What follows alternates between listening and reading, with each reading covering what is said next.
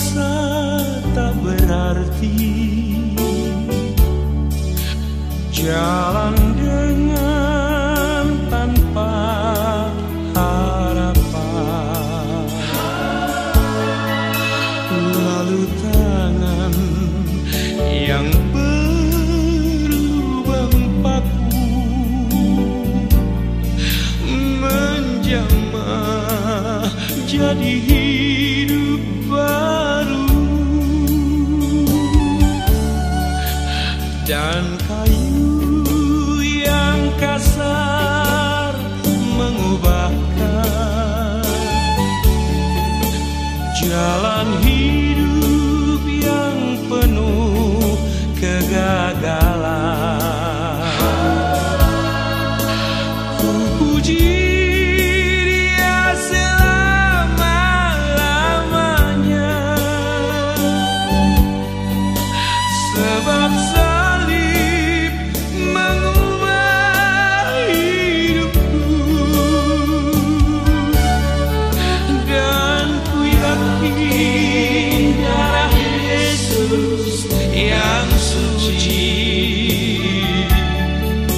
sudah mengalir di Kalvari.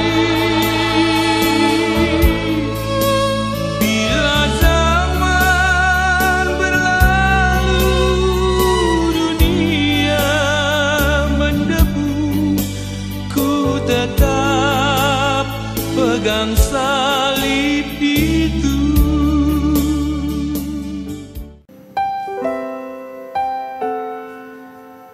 Layakan setiap kami Tuhan, hidup bagi-Mu.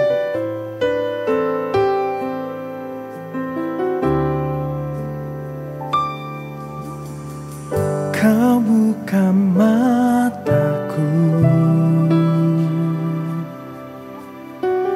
hati dan pengertianku.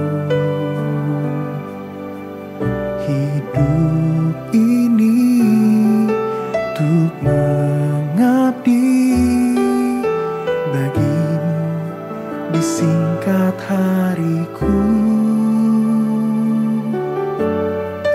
Kaulah tujuanku, indah kerajaan-Mu.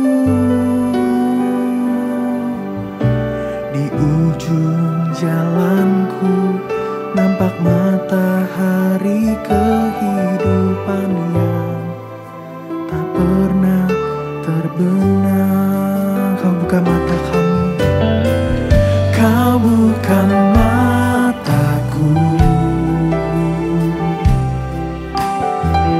hati dan pengertianku.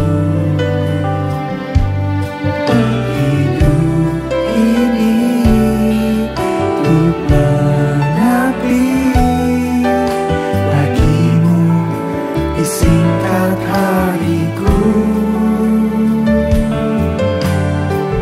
Kaulah tujuanku,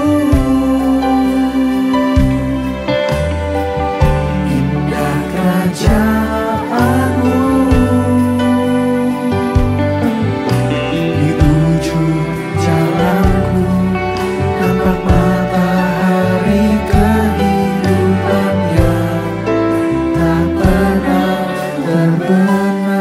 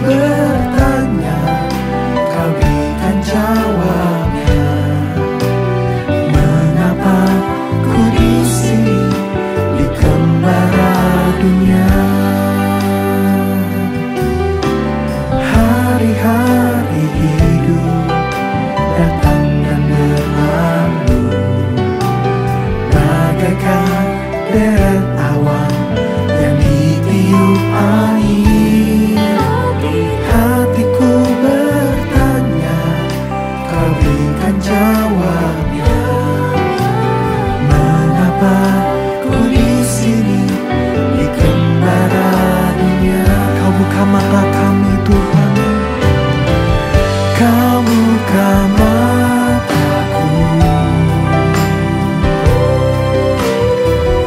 hati dan pengertianku. Hidup ini untuk mengabdi bagimu di singkat hariku. Kaulah tujuanku, indah kerajaanmu. Di ujung jalanku nampak matahari kehidupan yang tak pernah terbenam. Kau buka mataku, hati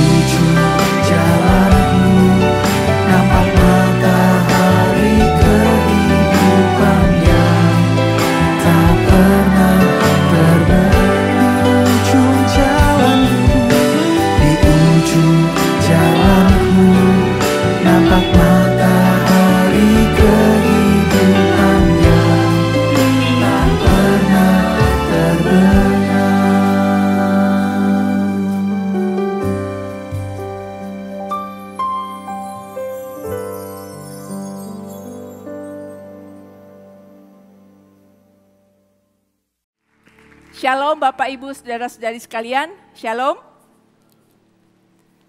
Saya sangat bersuka cita bisa berada di tengah-tengah Bapak Ibu ini yang mengikuti kebaktian di sini dan mengikuti kebaktian via live streaming. Di mana saja kita berada, kita harus senantiasa bersyukur. Amin. Dan kita harus menjadi orang-orang yang terus dekat dengan Tuhan. Ketika saya berdoa, Tuhan hari ini kami semua akan belajar apa Tuhan? Apa firman yang Engkau sampaikan kepada kami yang harus kami ikuti dan pelajari Tuhan? Ternyata yang hadir hari ini dan juga yang mengikuti via live streaming, ada orang-orang yang ingin segera bertemu dengan Bapa. Ada yang ingin segera mati, ada yang minta mati. Takut bunuh diri, tapi banyak ternyata yang minta mati. Ada cuma segelintir orang yang berpikir untuk bunuh diri, tapi lebih banyak kepengennya cepat mati. Enggak semua memang, tapi ada banyak. Ketika saya berdoa, saya tanya Tuhan, kenapa bisa seperti itu? Ternyata di hari-hari ini, oleh karena banyak kesulitan hidup, maka banyak anak-anak Tuhan ingin mati karena mereka berada di titik terendah. Jadi khotbah saya di jam 12 ini, saya akan berbicara tentang di titik terendah atau berada di titik terendah. Jadi buat Bapak Ibu yang sedang berada di titik terendah, ataupun Bapak Ibu yang nantinya suatu saat akan berada di titik terendah, sudah dipersiapkan hari ini. Amin. Karena manusia itu enggak selamanya berada di atas terus. Ada kalanya kita berada di bawah. Ada kalanya Tuhan izinkan kita melewati lembah kekelaman. Tapi yang pasti tetap ada Tuhan. Amin. Jadi bagi yang sedang berada di titik terendah, dan orang-orang yang nantinya akan mengalami titik terendah, maka firman ini buat Bapak Ibu, buat kita semua. Amin. Kita harus tahu kebenaran tentang berada di titik terendah. Kebenaran yang pertama, saat kita berada di titik terendah, kita sudah berada di titik di mana kita nggak bisa turun lagi. Titik terendah dalam kehidupan manusia bukan hanya satu, ada beberapa kali di dalam setiap fase hidup. Kebenaran yang pertama yang harus kita tahu adalah saat kita berada di titik terendah, sudah nggak bisa turun lagi. Ketika kita merasa ini sudah akhirnya, sudah nggak bisa turun lagi. Yang bisa kita lakukan adalah naik. Saat kita naik, kita menjumpai Tuhan, kita minta tolong sama Tuhan. Di atas ada Tuhan. Jadi karena kita nggak bisa turun ke bawah lagi, kita bisa naik ke atas dan di atas itu ada Tuhan. Oleh karena itu, Bapak Ibu, semua yang sedang mengalami di titik terendah, maka yang harus dilakukan adalah mengerti. Ketika di titik terendah nggak bisa turun, maka hanya bisa naik. Yang kedua, kebenaran tentang titik terendah adalah titik terendah bukanlah tempat untuk menyerah. Amin. Tapi tempat untuk kita berserah kepada Tuhan dan tempat untuk kita berubah di dalam hati kita dan tempat di mana kita berusaha. Amin. Titik terendah bukan tempat untuk menyerah, tapi tempat untuk berserah, berubah, dan berusaha. Amin. Saya punya seorang papa yang luar biasa. Saya punya papa mama yang luar biasa, yang sangat mengasihi kami anak-anaknya. Saya mau cerita ini supaya kita memiliki gambaran bahwa di titik terendah kita dapat mengerjakan sesuatu, kita dapat melakukan sesuatu yang terbaik. Papa saya pernah cerita kepada saya.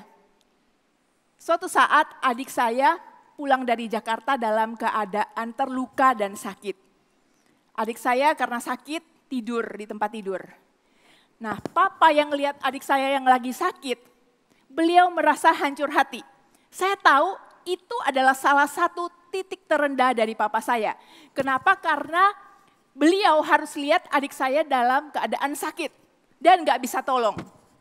Dan beliau juga belum menjadi orang yang lahir baru. Oleh karena itu, di tengah-tengah keadaan adik saya lagi sakit, yang beliau bisa lakukan adalah ambil minyak, pakaikan minyak di adik saya. Dan beliau berpikir apa yang harus dilakukan, siapa yang bisa tolong. Akhirnya papa saya mendoakan adik saya dengan doa yang beliau bisa. Beliau cerita kepada saya, "Papa doa Bapak kami." Dalam hati saya ketika mendengarkan itu, saya pikir, oh itu doa yang tepat. Kalau nggak tahu harus berdoa seperti apa, doa kesembuhan seperti apa, maka lakukan yang bisa.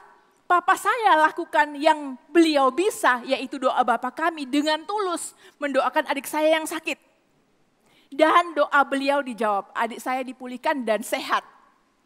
Oleh karena hati seorang papa nggak tega. Kalau kita sebagai orang tua, lihat anak kita sakit, maka pikiran pertama adalah, kalau bapak ibu yang baik ya, papa mama yang baik, biar saja aku yang sakit, saya yang sakit, supaya anak saya tidak menderita. Dibandingkan dengan orang tua yang sakit, orang tua selalu merasa kalau ada pilihan anak atau orang tua yang sakit, orang tua akan menerima rasa sakit. Karena melihat anak tidak berdaya, nggak bisa bantu apa-apa, itu lebih menyakitkan, itu lebih membawa orang tua di titik terendah saat nggak bisa buat apa-apa.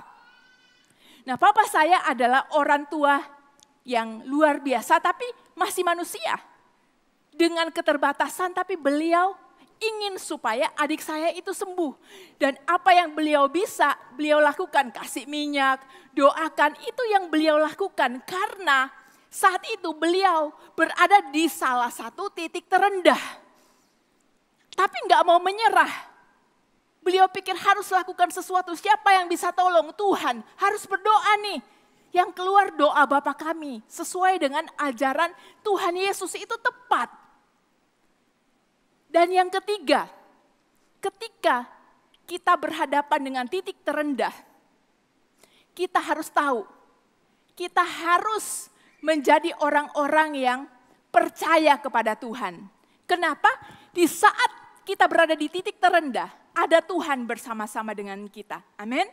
Kenyataan berada di titik terendah adalah Tuhan ada bersama-sama dengan kita di titik terendah. Amin. Jadi pemazmur katakan di dalam Mazmur pasal 23 ayat 4. Dikatakan, sekalipun aku berjalan dalam lembah kekelaman, aku tidak takut sebab engkau besertaku. Gadamu dan tongkatmu itulah yang menghibur aku. Pemazmur katakan. Jadi di titik terendah, Bapak Ibu kita semua tidak berada seorang diri, ada Tuhan. Jadi jangan takut. Amin. Sekalipun gelap, tetap ada Tuhan. Sekalipun kita nggak lihat apa-apa, sekalipun kita gentar, tapi ketika kita di titik terendah, ingat, ada Tuhan. Ada pribadi yang bersama-sama dengan kita. Amin semuanya. Mari kita buka bersama di kitab Matius pasal 8. Matius pasal 8 ayat 1-3. Kita mau lihat ada satu pribadi yang berada di titik terendah. Matius 8 ayat 1 sampai dengan ayat yang ketiga. Yesus menyembuhkan seorang yang sakit kusta. Ayat 1.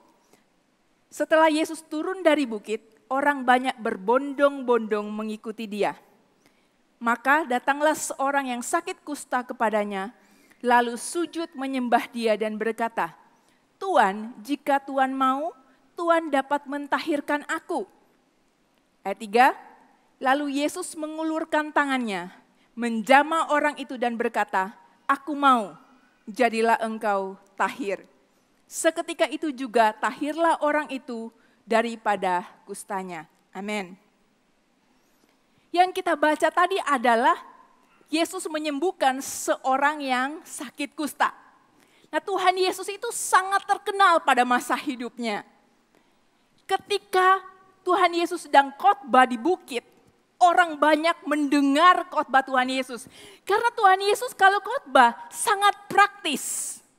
Dan mereka mudah menangkap dan mengerti apa yang Tuhan Yesus ajarkan. Diceritakan di dalam firman Tuhan ketika Yesus mengajar berkhotbah di bukit, orang banyak mendengar dia.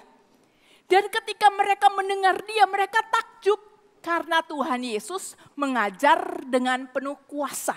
Tidak seperti ahli-ahli Taurat mereka yang ngajar hanya teori, nggak mengerti, nggak dilakukan. Oleh karena itu ketika mereka mendengar Tuhan Yesus mengajar dengan gamblang sebagai seorang yang penuh dengan kuasa, sebagai seorang yang berkuasa, mereka ikut Tuhan Yesus. Karena mereka mau mendengar pengajarannya, mereka mau menyaksikan kesembuhan, mereka mau mengalami mujizat lewat tangan Tuhan Yesus. Dan di situ dikatakan ada seorang kusta. Nah, di perikop yang lain diceritakan seorang kusta ini adalah seorang yang sudah penuh dengan kusta. Artinya dia pasti usianya sudah lanjut, sudah tua. Kalau dia penuh dengan kusta berarti kustanya itu lama. Jadi orang ini pasti sudah berada di titik terendah dalam jangka waktu yang lama. Jadi dia adalah contoh yang amat sangat cocok untuk kita di siang hari ini. Tentang seseorang yang berada di titik terendah. Nah, orang kusta ini apa yang dia alami sih? Yang pertama, dia mengalami tertolak. Bukan hanya sakit fisik, dia juga sakit psikis. Luka batin, dia terluka karena dihina. Kalau dia lagi jalan, orang-orang dari jauh langsung teriak, najis, najis, najis. Buat kasih tahu orang kusta itu supaya, jangan deket-deket. Dan juga kasih tahu sama teman-temannya, jangan deket-deket, dia najis. Orang kusta itu, mau dia raja kalau dia kena kusta atau rakyat jelata, sama aja. Harus dikucilkan, diasingkan, diisolasi, terpisah dari keluarga, terpisah dari masyarakat karena nggak ada obatnya. Jadi penderita kusta zaman itu, karena tabib semuanya nggak bisa sembuhkan dia, maka orang kusta di zaman itu pasti mengalami yang namanya titik terendah dalam hidup. Karena nggak ada yang bisa yang sembuhkan dia. Dia mengalami tertolak iya, luka batin iya, seluruh badannya penuh dengan kusta iya, orang jijik iya. Dikatakan bahkan ya, kalau di zaman dulu itu, kalau dia berjumpa dengan orang nggak sengaja, jaraknya harus 4 hasta, itu berarti kira-kira 180 cm apabila tidak ada angin. Kalau ada angin harus lebih jauh lagi. Jadi betapa dia dikucilkan, dijauhi, dan dia menderita pasti. Oleh karena begitu banyak luka yang ada di dalam dirinya, dia akhirnya tahu bahwa pengharapan dan kehidupan seolah-olah sudah nggak ada buat dia. Sampai akhirnya dia mendengar tentang Tuhan Yesus yang mengajar penuh dengan kuasa, yang dapat melakukan mujizat. Jadi ketika berada di titik terendah, kita bisa belajar dari orang kusta itu. Apa yang harus kita lakukan ketika kita berada di titik yang terendah? Yang pertama, kita harus berseru dan datang kepada Yesus. Amin. Jadi yang pertama harus berseru dan datang kepada Yesus. Orang kusta itu, begitu dia lihat Tuhan Yesus, dia langsung datang kepada Tuhan Yesus. Bisa bayangkan? Waktu dia datang, kumpulan orang banyak yang berbondong-bondong, apa yang mereka lakukan? Pasti marah, takut. Nanti kalau kesenggol gimana? Otomatis mereka akan kasih jalan. Dan orang kusta itu bisa jalan dan berada di depan Tuhan Yesus berlutut tersungkur. Karena semuanya gak mau deket-deket. Tapi dia berseru dan datang kepada Tuhan Yesus. Kenapa dia berseru dan datang kepada Tuhan Yesus? Karena dia sedang berada di titik terendah dan dia tahu yang kedua yang harus dia lakukan adalah percaya kepada Tuhan Yesus. Amin. Jadi berseru dan datang kepada Tuhan Yesus, dan yang kedua percaya kepada Tuhan Yesus. Tahu dari mana dia percaya? Kalau dia datang pasti semua orang marah karena dia najis. Pasti dia sudah dikutuk, dicemooh, ngapain kamu dekat-dekat orang yang sehat? Kalau ada satu orang terkena virus yang berbahaya, dia ada di tengah-tengah orang banyak dan semua orang itu bisa lihat bahwa orang itu terkena virus dan penyakit yang menjangkitkan, maka semua akan menjauh. Banyak orang yang akan marah, tidak akan kompromi. Dan mereka pasti berteriak-teriak marah, ngapain kamu di sini? Kamu orang kusta, najis, pergi. Jadi dia mengalami perasaan yang dilukai berkali-kali. Fisik terluka, psikis terluka, hati terluka, mental terluka. Dia benar-benar berada di bawah. Mau kemana lagi udah di bawah, tinggal tunggu mati. Dan ketika itu terjadi dia percaya kepada Tuhan. Kenapa kita tahu dia percaya kepada Tuhan? Karena dia berani datang menentang banyak orang untuk datang kepada Tuhan Yesus. Karena dia tahu sudah nggak ada jalan lagi. Kalau di bawah sudah nggak ada jalan lagi, nggak bisa ke bawah, aku harus ke atas. Dan dia ke atas. Dia lihat Tuhan Yesus, dia percaya kepada Tuhan Yesus. Ketika dia tersungkur, dia ngomong apa sama Tuhan Yesus? Tuhan, jika Tuhan mau, Tuhan dapat mentahirkan aku. Tuhan, jika Tuhan mau, Tuhan dapat menyembuhkan, memurnikan aku. Dan Tuhan Yesus melihat dia. Ketika dia bilang, Tuhan, jika Tuhan mau, Tuhan dapat mentahirkan aku. Itu dia menyerahkan segala kuasa keilahian kepada Tuhan Yesus, dan terserah Tuhan mau sembuhkan atau enggak, tapi dia berserah karena hatinya terpaut pada Tuhan. Dan dia enggak paksa Tuhan, pokoknya Tuhan harus sembuhkan aku. Tuhan pokoknya aku sudah datang nih, sudah tentang seluruh orang-orang yang ada. Tuhan wajib menyembuhkan aku. Enggak datang marah-marah, enggak. Dia sangat sopan. Jika Tuhan mau, Tuhan dapat mentahirkan aku. Yang ketiga, apabila Bapak Ibu berada di titik terendah, maka yang harus dilakukan adalah memiliki sikap hati yang berbeda. Amin. Dan punya mentalitas yang berbeda. Harus punya sikap hati yang berbeda. Banyak orang yang datang kepada Tuhan di titik terendah, tapi sikap hatinya nggak berubah. Dia punya sikap hati yang datang pada Tuhan dan bilang, Tuhan, aku terluka. Tuhan, aku dikutuk. Tuhan, aku ditolak. Tuhan, aku sangat menderita. Dan banyak orang punya mentalitas yang tidak berubah. Dia pakai mentalitas korban. Aku korbannya. Dia pakai mentalitas mengasihani diri sendiri. Aku ini loh diperlakukan tidak adil. Aku loh dilukai. Aku loh sekian lama disiksa luka batin. Aku mengalami semuanya yang buruk. Dia nggak bilang gitu tuh sama Tuhan. Orang kusta itu nggak datang pada Tuhan dan bilang semua kesialan, keburukan yang terjadi dalam hidupnya. Dia nggak bilang begitu. Dia datang kepada Tuhan dan dia bilang, Tuhan, jika Tuhan mau, Tuhan dapat mentahirkan aku. Dia ngomong dengan sopan tapi Tuhan tahu. Itu hati yang mencari Tuhan terlebih dahulu, bukan mencari tangannya Tuhan. Dan ketika Tuhan mendengar itu, Tuhan Yesus berkata, aku mau. Dijamah orang itu dan Tuhan Yesus berkata, aku mau, jadilah engkau tahir. Waktu Tuhan Yesus katakan, aku mau, jadilah engkau tahir. Itu berarti yang keempat, ketika berada di titik terendah, maka kita harus membiarkan diri kita ditolong oleh Tuhan. Amin. Banyak orang berada di titik terendah, sudah teriak, sudah datang pada Tuhan, mau ditolong gak mau. Punya syarat-syarat tertentu, gak mau taat, gak mau berespon ketika Tuhan suruh apa. Tapi Tuhan mau kita kerjasama ketika kita datang kepada Tuhan, kita membiarkan, memberikan diri kita ditolong oleh Tuhan. Amin. Saya membayangkan ketika orang ini bilang, Tuhan jika Tuhan mau, bukankah kita anak-anaknya yang mengenal dia, kita boleh panggil dia ya Aba ya Bapa. Amin. Jadi orang kusta ini seolah-olah sedang berkata kepada Tuhan, Bapa, Aba, Papa, jika Papa mau, Papa dapat menyembuhkan aku. Karena dia adalah anak Tuhan. Bapak Ibu bayangkan tadi saya cerita, Papa saya tidak tega melihat adik saya sakit.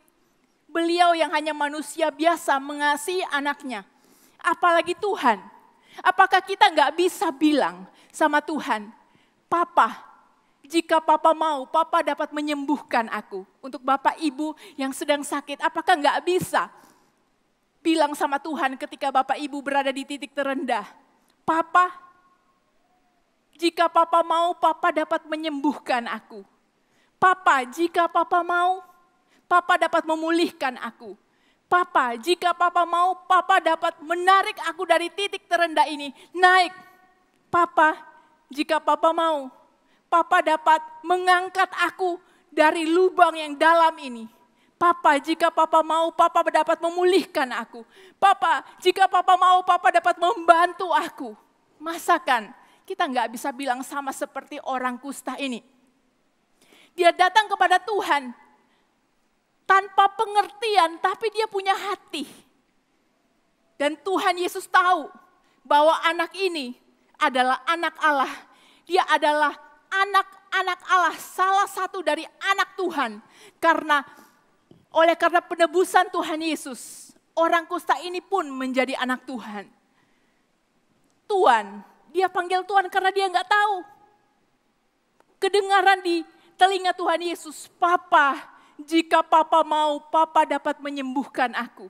Saya percaya ketika adik saya yang terbaring di tempat tidur, melihat Papa saya, kalau dia bilang, Papa kalau Papa boleh sembuhkan aku, doakan aku, Papa saya akan dengan amat sangat senang melakukannya. Bahkan tanpa diminta pun orang tua yang tahu dan mengasihi anaknya akan berikan semuanya kepada anaknya. Beri yang terbaik. Apalagi Tuhan. Begitu kita lihat, Tuhan lihat kita. Dan kita bilang sama Tuhan, Tuhan, aku sedang berada di titik terendah, mari angkat aku. Tuhan, aku sedang berada dalam kehancuran, mari angkat aku. Amin. Jadi buat Bapak dan Ibu yang sedang berada di titik terendah, ingat, titik terendah bukan tempat untuk menyerah. Amin. Harus berserah, harus berubah, harus berusaha karena ada Tuhan. Dan Tuhan sangat amat menyayangi kita. Amin. Saya tahu orang kusta ini pasti dia dalam keadaan tertolak dan menderita. Yang paling menderita adalah diasingkan. Nggak bisa kumpul dengan keluarganya, nggak bisa berkumpul dengan masyarakat. Saya mengalami titik-titik terendah dalam hidup sejak saya masih kecil. Saya ingat sekali, sedikit saja yang bisa saya rasakan dari orang kusta itu ketika saya masih playgroup. Selama 2 tahun oleh karena seluruh tangan dan kaki saya penuh dengan luka-luka, penuh dengan nanah oleh karena alergi. Dulu kalau ada nyamuk yang gigit saya pasti garuk. Teman-teman kecil saya di sekolah lihat saya dengan pandangan jijik. Enggak ada orang yang mau berteman. Ketika ke kantin istirahat saya harus makan kue yang saya bawa dari rumah seorang diri di dalam kelas.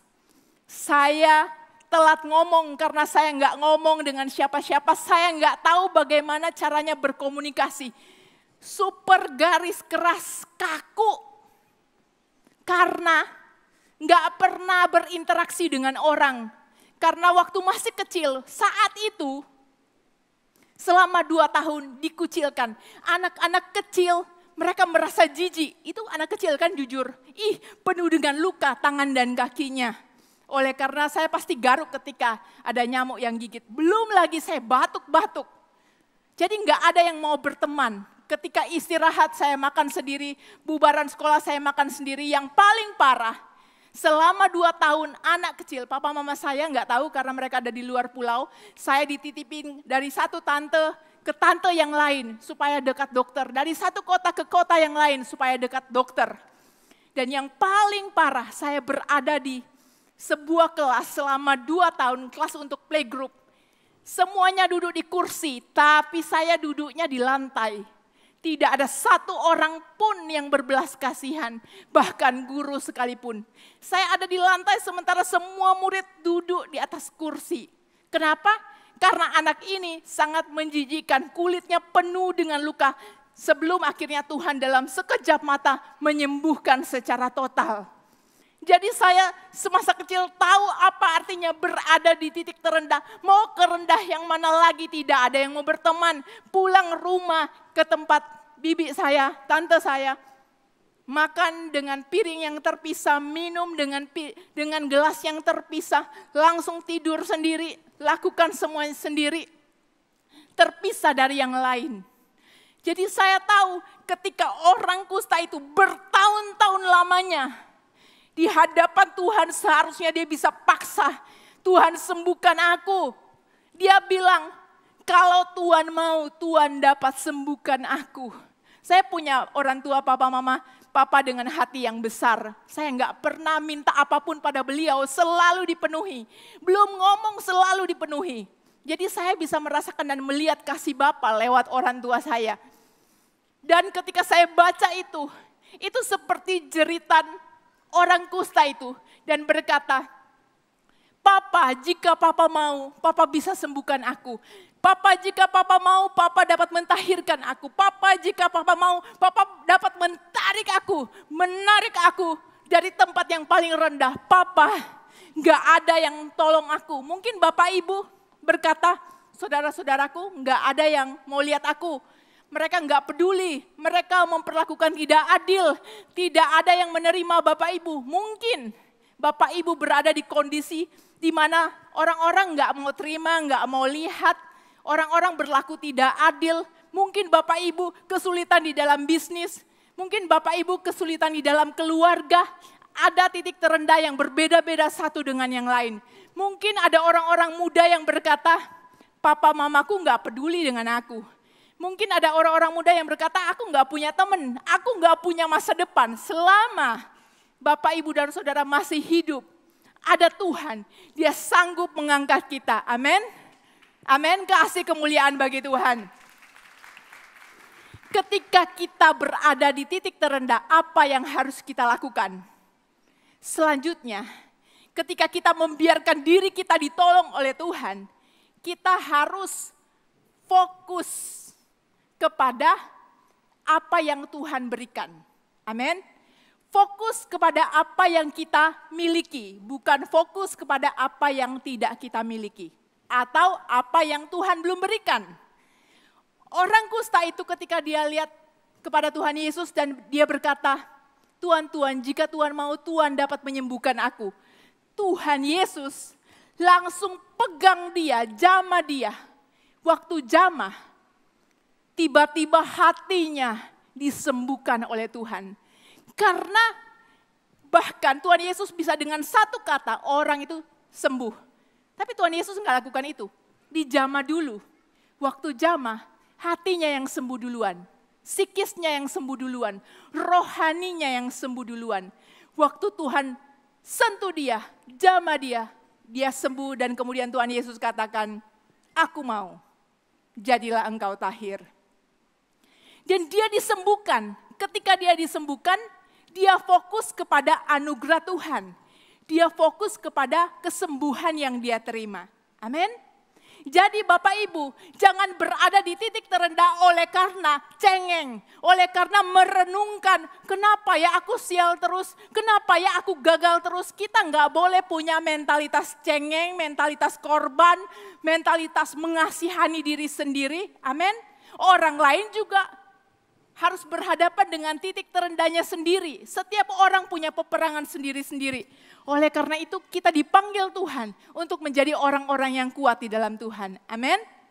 Oleh karena itu saya mau bilang ada harapan apabila Bapak Ibu sedang berada di titik terendah. Karena ada Tuhan yang amat sangat menyayangi kita. Amin. Kasih kemuliaan yang paling meriah buat Tuhan Yesus. Berikutnya kita lihat di dalam kitab Mazmur pasal 23, saya ingin kita semua baca bersama-sama. Mazmur pasal 23, ayat 1 sampai dengan ayatnya yang ke-6. Kita baca sama-sama, ini ayat yang sangat terkenal, tapi saya mau ingatkan bahwa Tuhan Yesus baik bagi kita semua. Mazmur pasal 23 ayat 1 sampai dengan ayatnya yang ke-6. Kita baca sama-sama. 1, 2, 3. Tuhan gembalaku yang baik, Mazmur Daud. Tuhan adalah gembalaku, takkan kekurangan aku. Ia membaringkan aku di padang yang berumput hijau. Ia membimbing aku ke air yang tenang. Ia menyegarkan jiwaku. Ia menuntun aku di jalan yang benar oleh karena namanya. Sekalipun aku berjalan dalam lembah kekelaman, aku tidak takut bahaya, sebab Engkau besertaku. Gadamu dan tongkatmu itulah yang menghibur aku. Engkau menyediakan hidangan bagiku di hadapan lawanku. Engkau mengurapi kepalaku dengan minyak. Pialaku penuh melimpah. Kebajikan dan kemurahan belaka akan mengikuti aku seumur hidupku. Dan aku akan diam dalam rumah Tuhan sepanjang masa. Amin.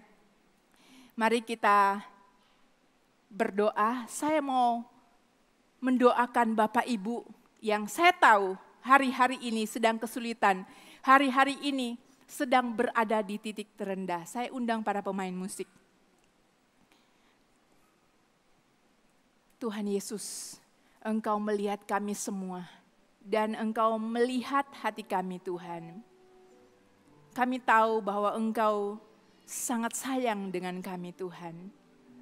Hari ini kami datang kepadamu, lihat hati kami.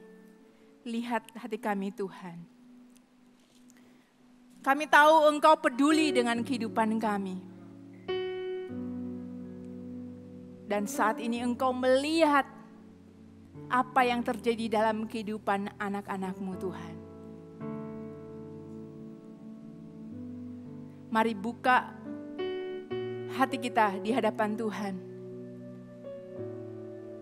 Biar Tuhan menyembuhkan setiap orang yang mengalami hati yang terluka, biar Tuhan yang membereskan setiap orang yang sedang berada di titik yang terendah.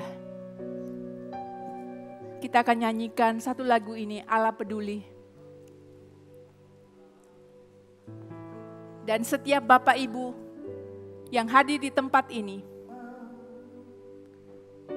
dan sedang mengalami dan berada di titik terendah, angkat tangan kananmu di tempat. Sementara semua tutup mata, kalau Bapak Ibu sedang berada di titik terendah, angkat dua tanganmu di tempat. Hari ini biar Tuhan memulihkan, Dia peduli, Dia Bapa yang peduli. Dia lebih lagi ingin memulihkan setiap anak-anaknya. Tuhan, saat ini hamba berdoa untuk setiap anak-anak-Mu yang telah mengangkat tangan, yang telah berdiri Tuhan. Saat ini biar Engkau menjamah setiap hati anak-anak-Mu. Biar anak-anak-Mu yang terluka Tuhan Engkau pulihkan dalam nama Yesus. Berikan semangat yang baru, hati yang baru Tuhan. Tuhan Engkau sangat peduli dengan apa yang dialami anak-anak-Mu Tuhan.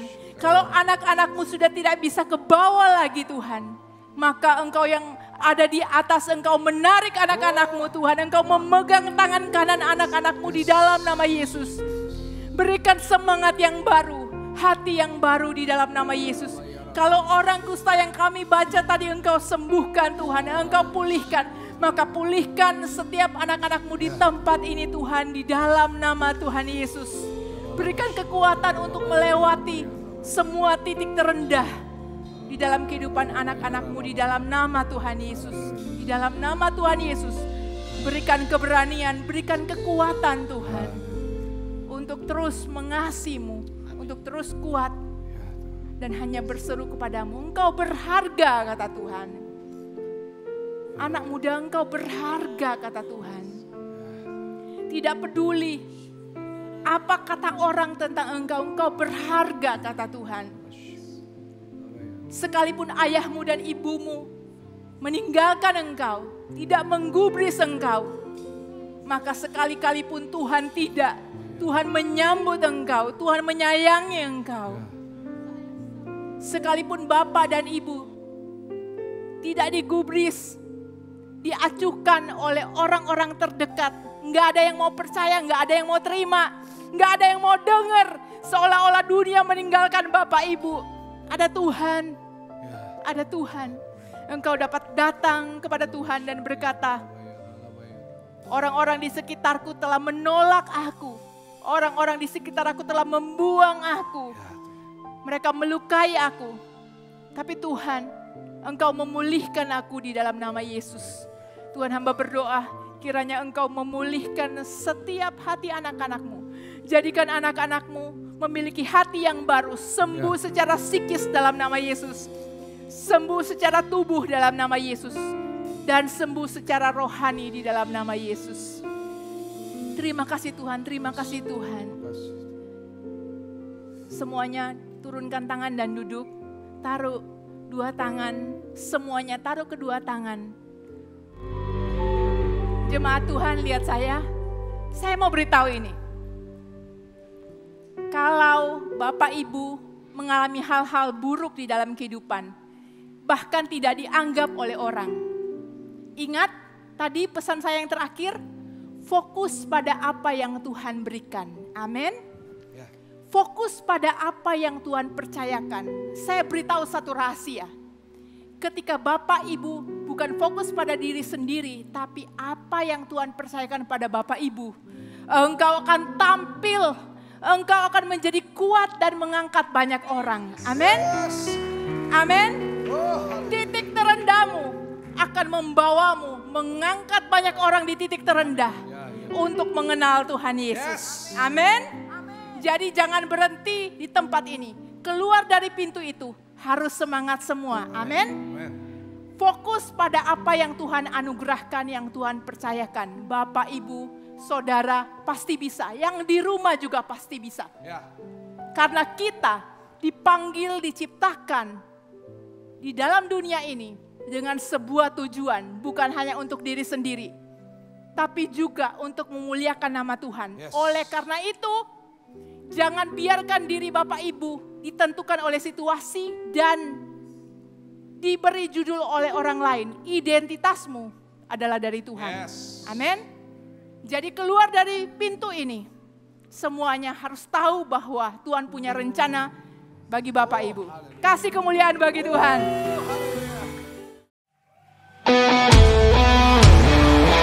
Oh, let's clap our hands together.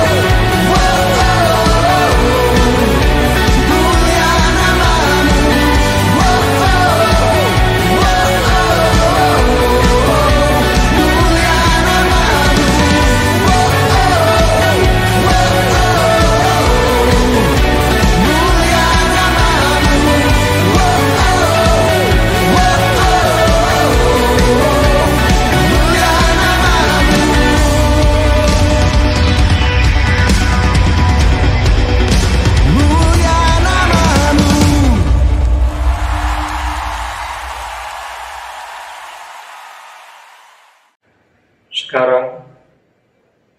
Terimalah kasih karunia dan damai sejahtera Tuhan Yesus Kristus, dan kasih Allah Bapa kita, serta persekutuan Roh Kudus menyertai setiap kita sekarang, seterusnya, dan selamanya. Amin.